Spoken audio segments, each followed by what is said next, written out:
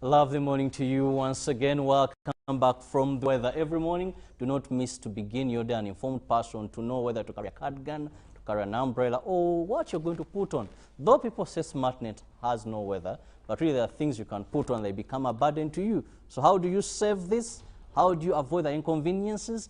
Please ensure you're with us in Good Morning Uganda every weekday. Once again, I'm Robert Chirabo Nyonyitono, and today we are going to be looking at managing the national budget. It was last week on the 10th at Koro ceremonial grounds when we saw Minister of Finance and Planning designate Amos Rugoro read the budget on behalf of His Excellency to the Ugandans at a tune of 44.7 trillion, of which 22 trillion is going to be gotten from, that is, domestic revenue. You and I will contribute to this budget at that tune.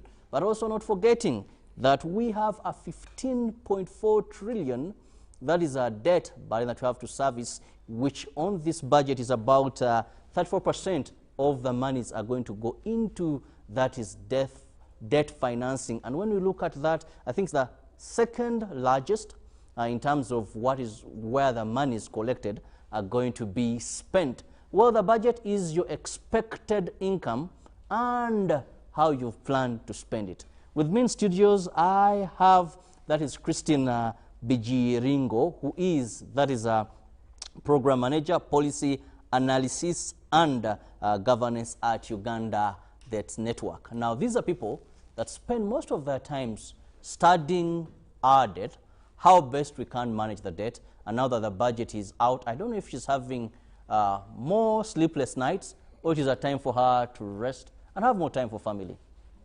Christine, what is the situation? Thank you very much, Robert, and good morning, our viewers.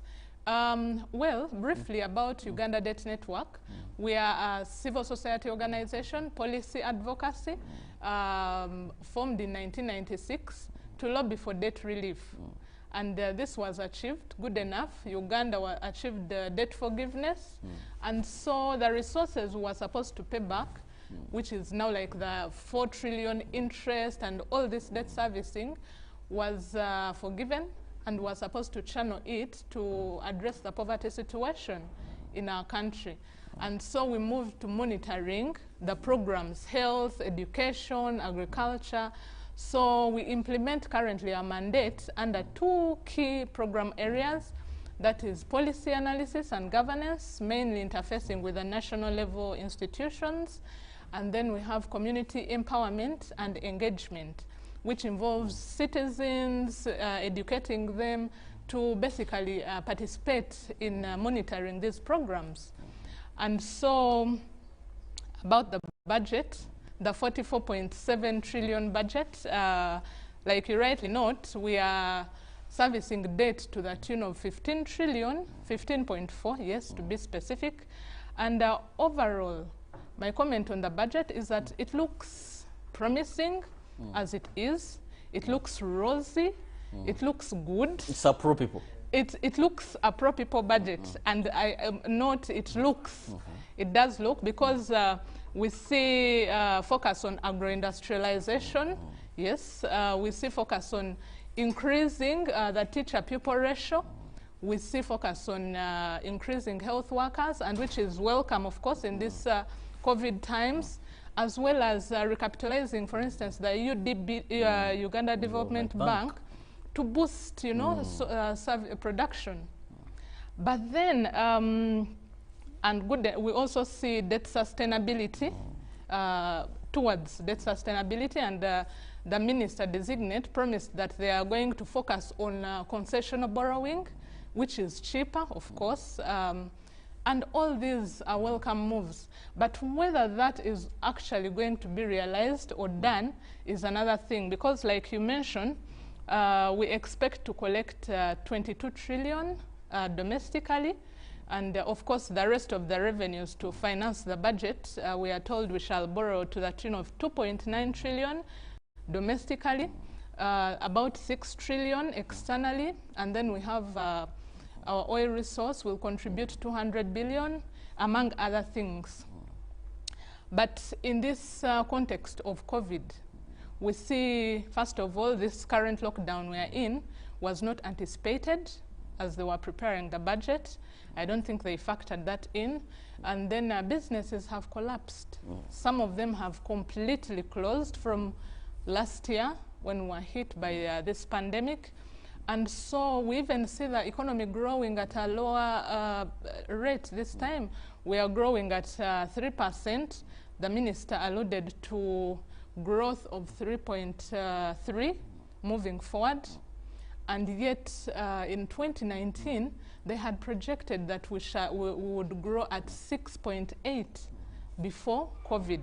Don't you think some of these, the budget has provided shock absorbers? When you look at that is recapitalizing, that is the Uganda Development Bank, where now we know that medium, small-scale enterprises can have an opportunity to go and get money from there. So they have liquid cash inflow. We've had a number of stimulus packages that the president came up with for various sectors that will help them thrive through this trying moment.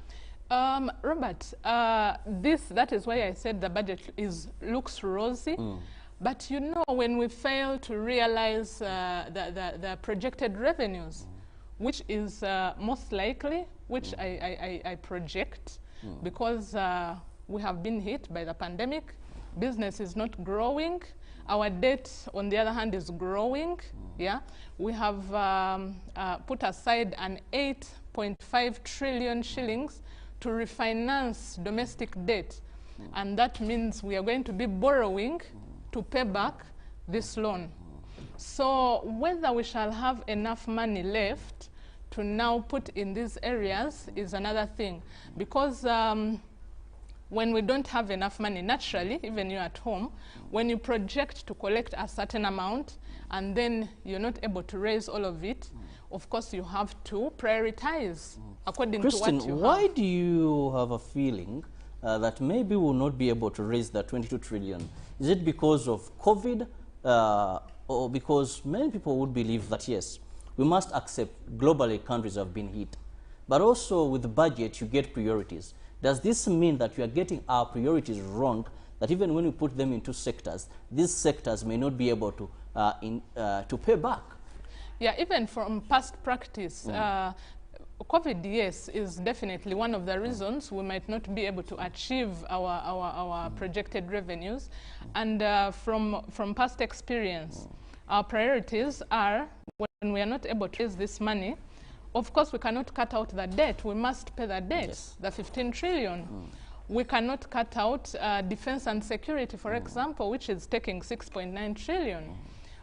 We cannot cut out now the MP's bill, monthly wage, which has moved talk about members of parliament to 13 billion per month, up from 11 billion. And these were the fellows that were against, some were against just addition of one state minister. Just one. Yet we've had addition of about 100. Over 100. Over 100 from new 4 MPs. to 6 to 5 to 9, yes? So these are some of the spending. So this will have to take first priority on the budget. And then the teachers, the recapitalization, the increasing of the health workers can always wait, or they will just do a little according to the money that will be there. So that is where we get it wrong, because these are the productive sectors, these are the production sectors where you invest and expect to generate more income to be able to pay back the debt. But if you are going to pay the bill to increase the MPs and etc., you're spending. Government is simply spending and not investing.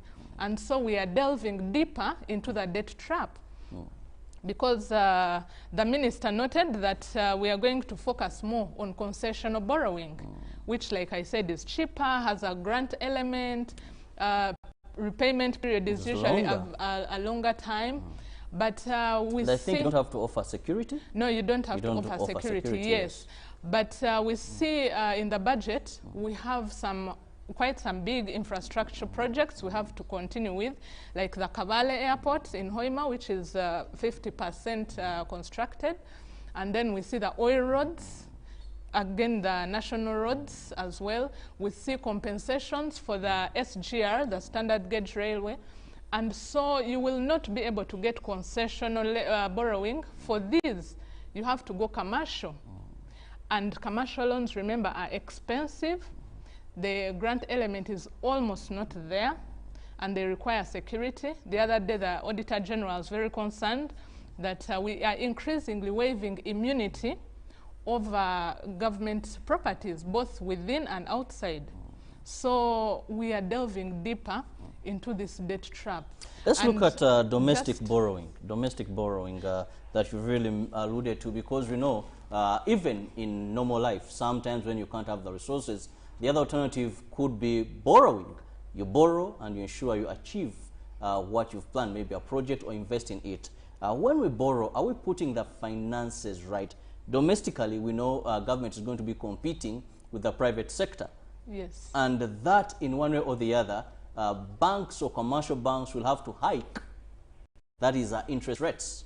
So it means, much as you're expecting revenue from the Chirabos, if I go to the bank to get money, maybe to add in my capital, then I can't access that loan because it's so expensive.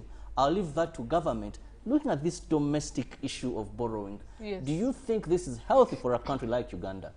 Well, it is definitely not healthy for government to borrow domestically, because you're crowding out the private sector. That is one.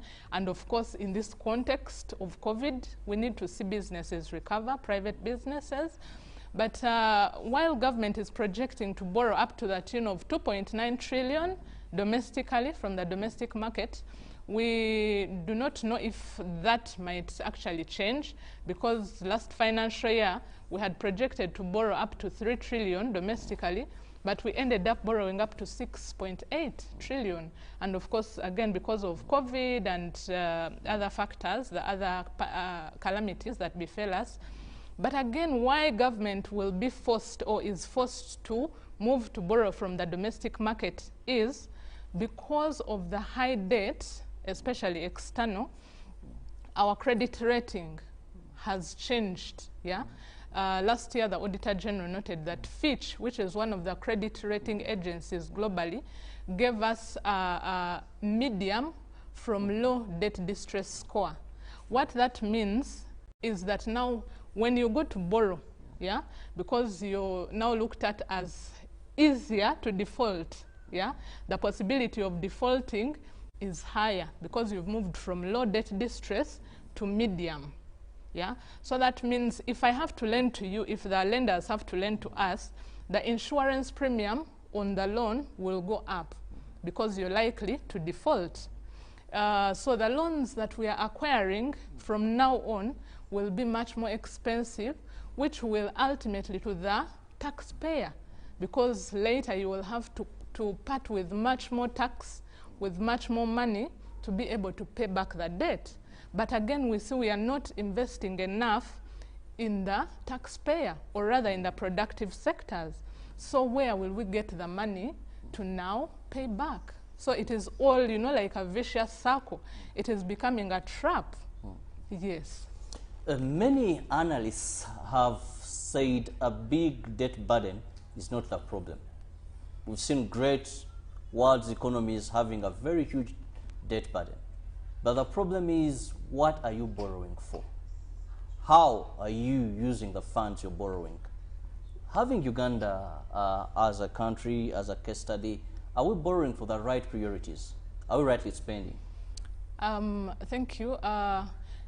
Like you mentioned, we are always, at Uganda Debt Network, we always say we are not against borrowing, okay, but rather we are for responsible borrowing. Yeah. So, and when you borrow, actually having a huge debt burden would not be a problem if your revenues are able to pay back the debt, if you're able to generate enough revenues that will pay back the debt. But in the situation that we find ourselves in as a country, where our revenues are going down and then our debt going up, then we should worry. It is a cause for concern. And then how our debt is being used is also another big cause for concern. Because we see so many trillions, about 17 trillion in loans that are not performing, that are nugatory, that are, you know, not being used, just they're lying, and we are paying interest on these loans. You borrow for a project, the project reaches its end time, it comes to full term without, you know, fully disbursing. For instance, if you have got a loan, and some of the conditionalities, of course, of some of these loans is that you will have to implement first, and then depending on how you implement, then the lender will then disburse the other tranches. But if you have not yet hit that target, the condition, then the money will stay, and you're going to pay interest for the lender to keep your money, which you have borrowed. So this is the interest you see us paying. We keep paying interest, and the loans are not performing. So we do not realize so much from some of these loans, and yet we keep spending on them. Let's understand this. How do we get at this? We know we have experts, we have technocrats in various ministries, and this seems to be a recurrent problem over and over, where we are borrowing for some projects that actually we begin paying interests even before accomplishment of these programs, halfway, some even not having commenced. So how do we arrive at this, and how can we mitigate this? Well, sometimes we could say that the loan negotiators that we have probably, I do not know their interests sometimes, because you cannot negotiate a loan for the country and then you know we are not yet ready for the loan. The groundwork is not yet done. Yeah, you know, like land compensations, the proper planning basically. So you acquire such a loan, and then it comes, you get the monies, and then you're not ready. You begin planning after you have acquired the loan. Definitely that will be, it will not be utilized properly. Yeah, but sometimes I think we also need to improve the skills of the negotiators, some of the loan negotiators, because sometimes the lenders will interest you into taking this loan. And so if they are more skilled at the negotiation than the person negotiating on our behalf, then it is most likely that we shall get a loan that is not in our best interest as a country. Very unfortunate, and yet at the end of the day we have to pay high interest rates for this. Of course, our viewer, we know that for every country they have a budget, and the citizens have a contribution, plus grants, loans, and of course our development partners do. One of the issues as we look at managing the debt and financing this debt burden, Christine, one of the things that comes to my mind is I always ask myself that for over and over we've talked about sustaining a huge percentage of our budget. And sometimes people have attributed to this that if you cannot sustain a huge percentage of your budget, then why do you try to be independent? How do we get to this? Well, it all comes down to how you prioritize, yeah?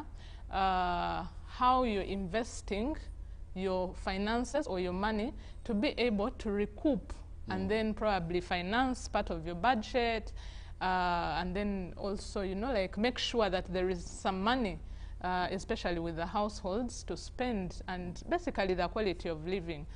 But what I can note is that, just as an example, over the NDP2 period, over the last 5 years, the total budgets, yeah, when you add up the budgets over the 5 years, came to about 150 trillion. And how was this spent? Just as an example, and maybe to show us how we have gotten here with the debt burden. So quarter of the NDP3 resources were spent on debt servicing, yes? And then the other quarter of the NDP2 resources was spent on government spending, you know, paying salaries and etc. So that is already half of the 5 years was just spent on non-productive would say non-productive really, because they are not generating much, you're just spending.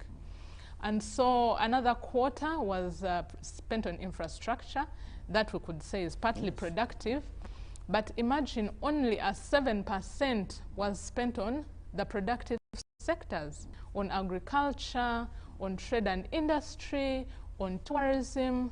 So if you look at just the 7% invested in the productive sectors, and that is where you expect to tax and recoup some money to pay back for debt. So I think we did not prioritize productivity to enable us generate some revenues. And so that is why moving forward, I am recommending my recommendation, and I call upon government to invest more in the productive sectors.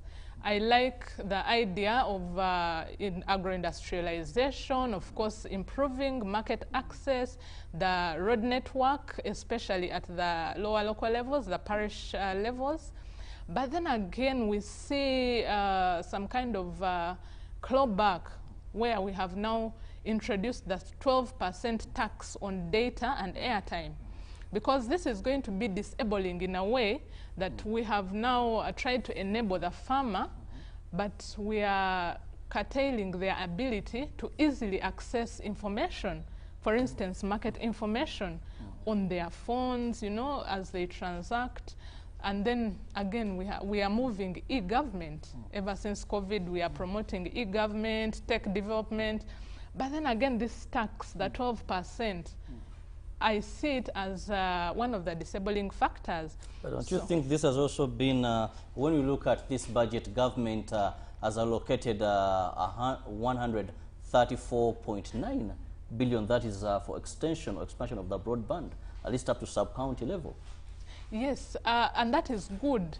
But then why, my view or my take is that we should actually open up and promote e-services, access to the internet, so that we, you know, reap 100%. But if we extend this, if we provide this, this amount, like you've said, and then we begin slapping the taxes, while you, Robert, at this point, you can afford to pay the 12%, trust me, the farmer, for the farmer, it is not that easy. Yes. Well, Christine, one of these revelations that you're talking about are sometimes even a bit shocking. When we talk about our national development plan, that is 1, 2, and now we're in 3, we expect that our budget priorities should also be in tandem with that. So how come we have this mismatch? Yes, I think we are still lacking in our planning, because we definitely see a mismatch in some of these of our planning documents. For instance, just like I noted, while the budget that was read is focusing, for instance, on promoting areas that are going to promote productivity, yes, to be able to boost human capital development. But what we see, the allocations speak something different. Yeah, we see that, for instance, the other sectors, maybe defense and security and infrastructure, they are taking the lion's share in actual sense, because we see governance and security taking 6.9 trillion. We see integrated infrastructure, which is alone in the program. Now that we have moved program-based budgeting, we see transport and infrastructure taking 5 trillion. But then we see human capital development, which has been given 7 trillion, by the way, and it appears like it takes the lion's share. But how many sectors are under the Human Capital Development Program? There are actually 4 sectors. You have education, you have health, you have water and sanitation, and then social protection. And so if you just divide equally, let's just take that random, you'll find that each of those, health will take a 1-point-something trillion, education, same. So in actual sense, we do not see them taking the lion's share like we would want to see or to imagine from the look of the budget. Don't you think some of these other sectors, yes, we would see works and transport or infrastructure take a big chunk of money and security. Don't you think that they're also in tandem, that one sector, they intertwine in the way they work together in terms of promoting productivity, that when you have good roads, automatically the cost you spend on mothers dying on their way to hospital, or much of the monies you spent in treating is also catered for here. When you look at security, of course, we definitely know that without security, these other sectors will also not flourish. So if you look at a wholesome approach, don't you think that there's this intertwining and actually it's reflected properly? Precisely.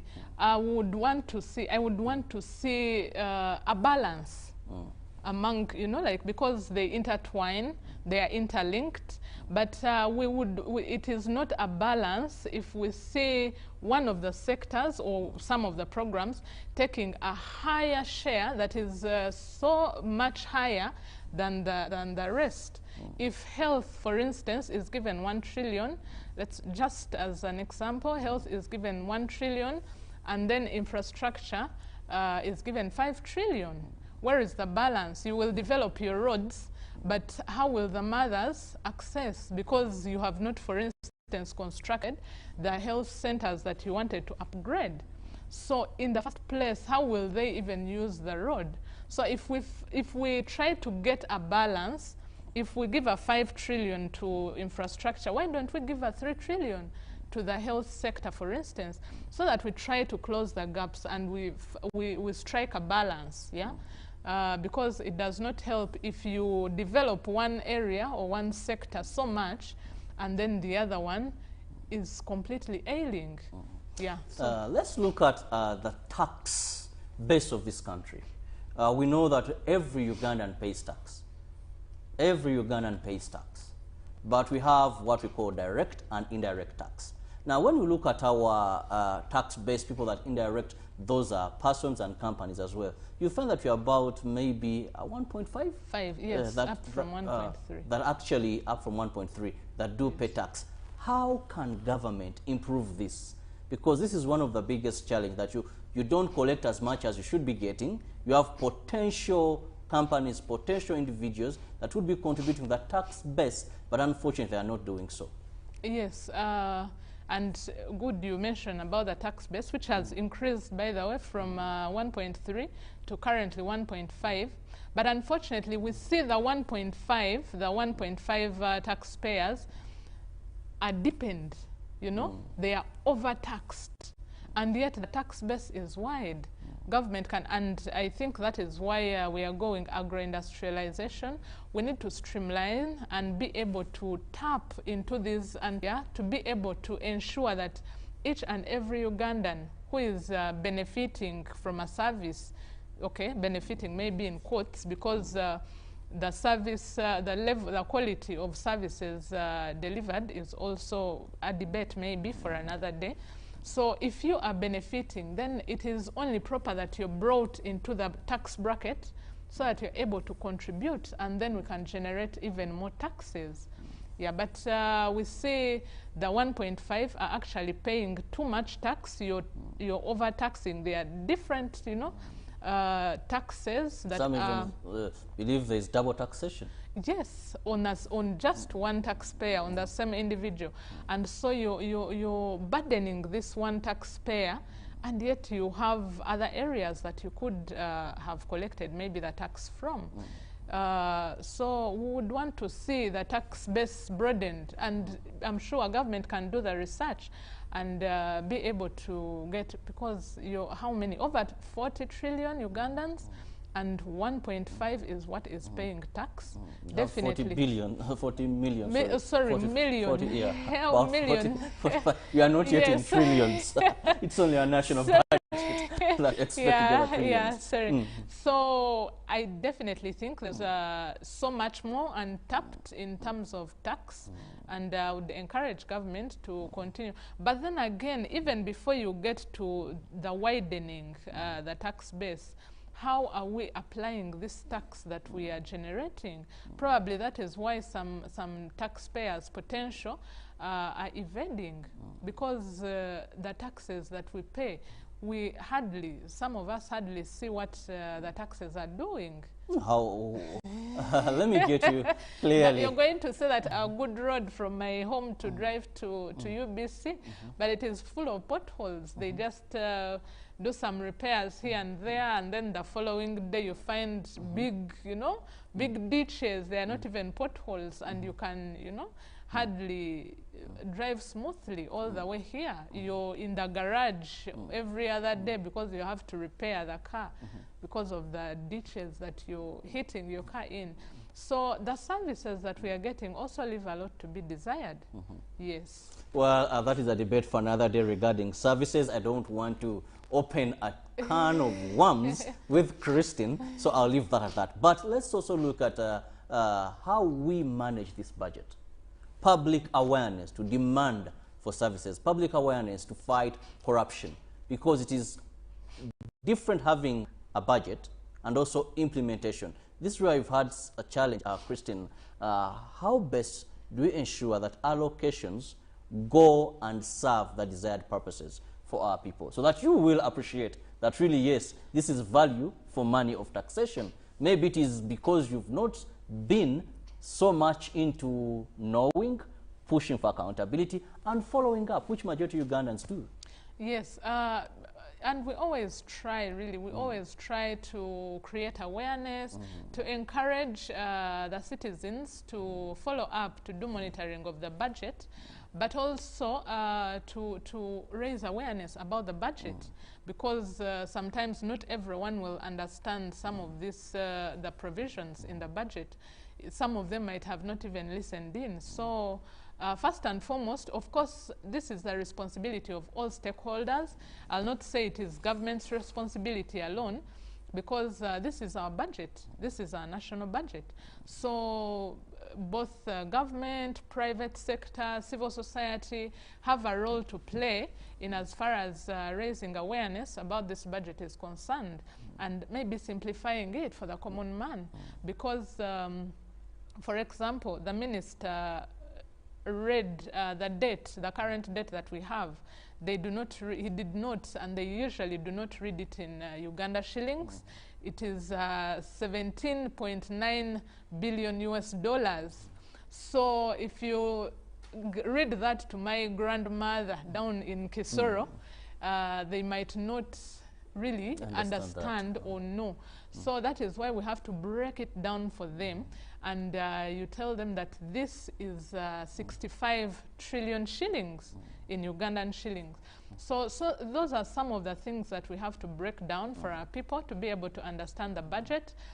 We have to explain to them that government is intending to reduce the teacher-pupil ratio, to increase it to now 70% by employing more teachers, recruiting, maybe responding to the current pandemic by increasing more health workers, and such other things like the roads. I like the roads bit, especially the rural feeder roads, yes, and the community access roads, because these would help the farmers, with access to markets. It would ease access to markets, access to information, though I, of course, would love to see even more extension services so that quality is improved.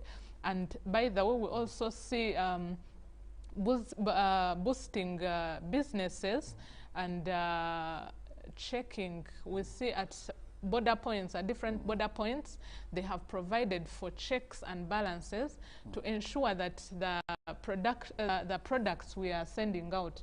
You remember the hullabaloo about the maize, yes. What happened? And then the milk. So we have said, or rather the minister says, that we are going to check this. They'll be checking for quality before the products go out, which would be a good thing. But again, whether the money, the budget is promising. Ideally, when you look at it, it is a good budget. Yes, it is a pro-people budget, but unfortunately, we do not see how we are going to raise these resources to respond to this.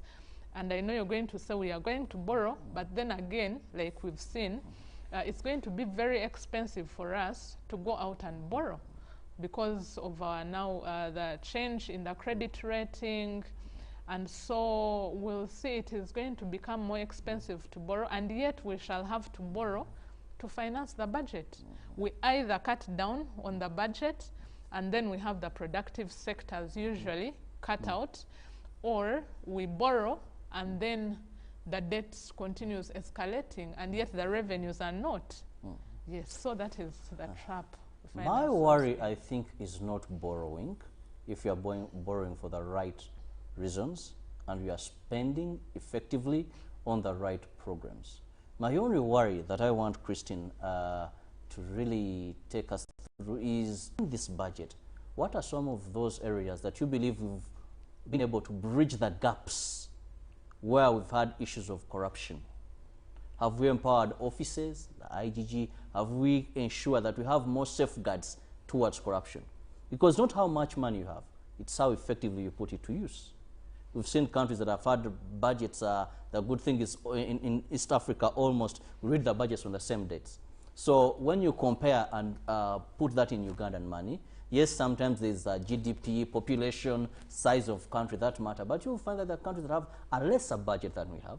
But what they do is they have closed gaps of corruption, and they have ensured effective handling and effectiveness of programs.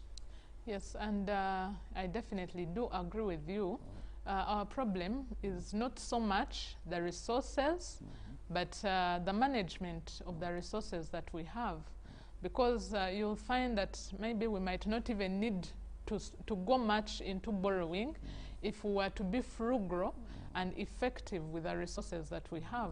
Because every year we see the Auditor General noting so much money going into, corruption. Money that can build a hospital, a national referral hospital, and the report is clear, we lost this, we lost that. Exactly, and some of these monies, recouping them is not easy. I mean, they just, some of the culprits just walk away scot-free, and we just lose the money, Ugandans, in trillions and trillions of shillings. And we see, of course, we have a robust legal and institutional framework that we've always talked about. But the concern is the independence of some of these institutions. One, the independence of the institutions has made them unable to respond effectively to catching these, the culprits, if I should call them. But then again, we also see the capacities, and they're always talking about them, different institutions, the IG, and many other institutions. They'll always talk about their capacities. They are not fully capacitated to be able to carry out their mandate.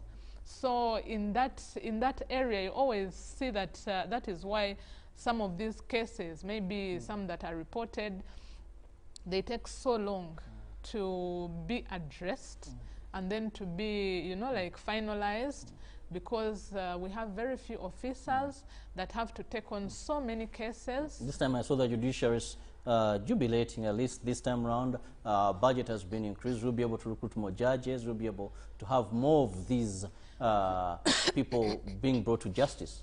Yes, that is our hope. That is what we always hope. But again, we must remember, and like you earlier alluded to at the beginning, a budget is simply a plan. This is your plan. You plan to raise 44.7 trillion. But what is the actual? Yes? And we must, as we think about that, we must think about the circumstances that we are in. In the event that we fail to raise this, are we then going to fund all these priorities? Because maybe when they're in the budget, we'll think these are our priorities. Finally, a quick one in the interest of time. I see Ruben ready to take us to the world of sports. Christian, over our time in our budgets, we've had the informal sector being a priority, even in the president's various speeches. This time around, we've seen billions put for Emyoga, billions for the parish development model.